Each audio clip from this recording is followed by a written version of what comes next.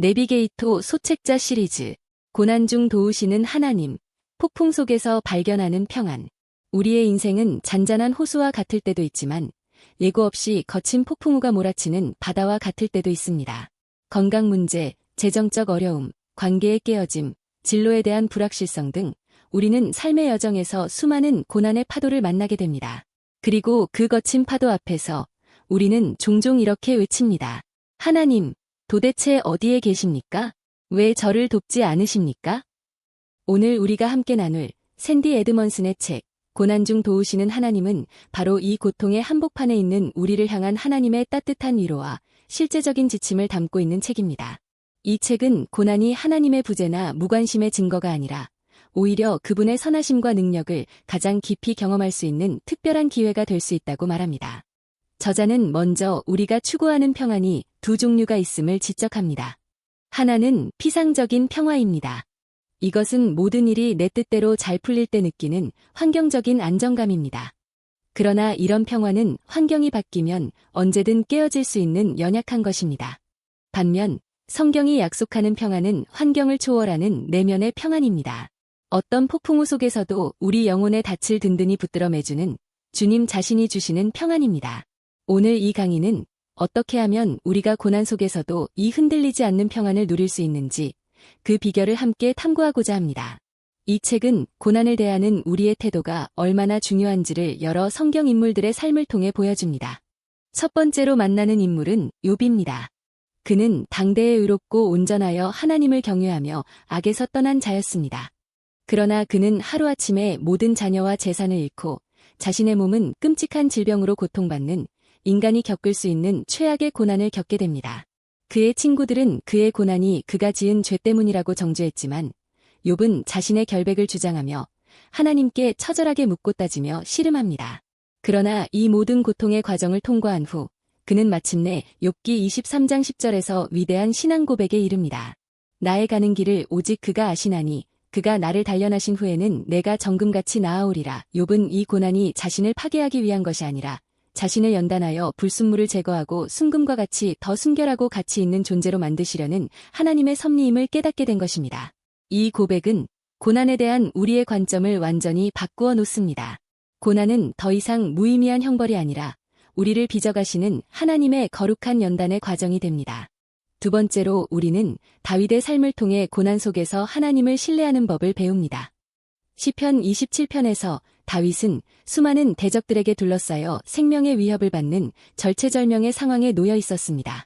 그러나 그는 두려움에 사로잡혀 있지 않았습니다. 그는 오히려 여호와는 나의 빛이여 나의 구원이시니 내가 누구를 두려워하리요. 여호와는 내 생명의 능력이시니 내가 누구를 무서워하리요 라고 담대하게 선포합니다.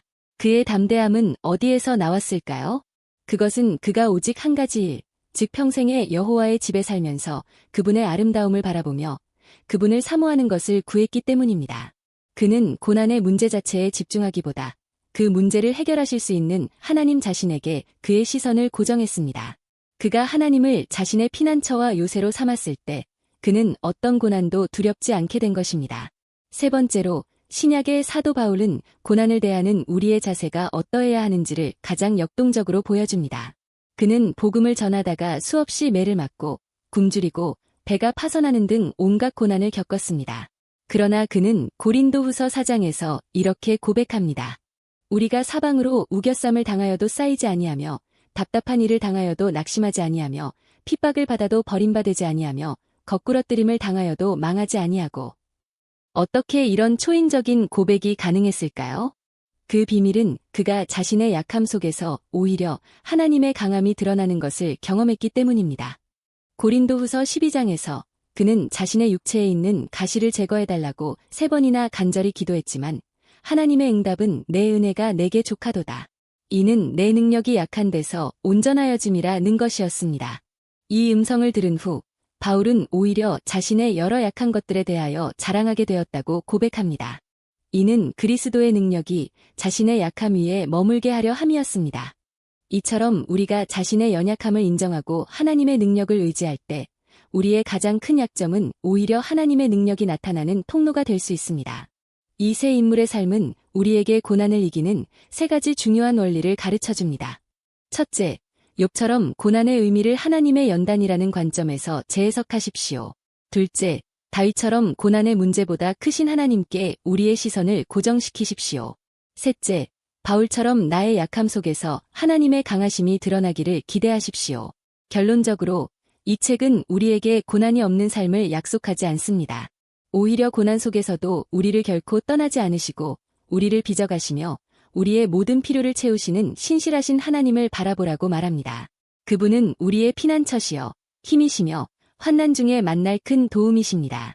로마서 8장 35절부터 37절까지의 말씀은 이 진리를 가장 힘있게 선포합니다. 누가 우리를 그리스도의 사랑에서 끊으리요? 환난이나 곤고나 박해나 기근이나 적신이나 위험이나 칼이랴. 기록된 바 우리가 종일 주를 위하여 죽임을 당하게 되며 도살당할 양같이 여김을 받았나이다 함과 같으니라. 그러나 이 모든 일에 우리를 사랑하시는 이로 말미암아 우리가 넉넉히 이기느니라. 고난은 우리를 하나님의 사랑에서 끊어낼 수 없습니다. 오히려 그 사랑의 깊이와 높이를 깨닫게 하는 기회가 됩니다.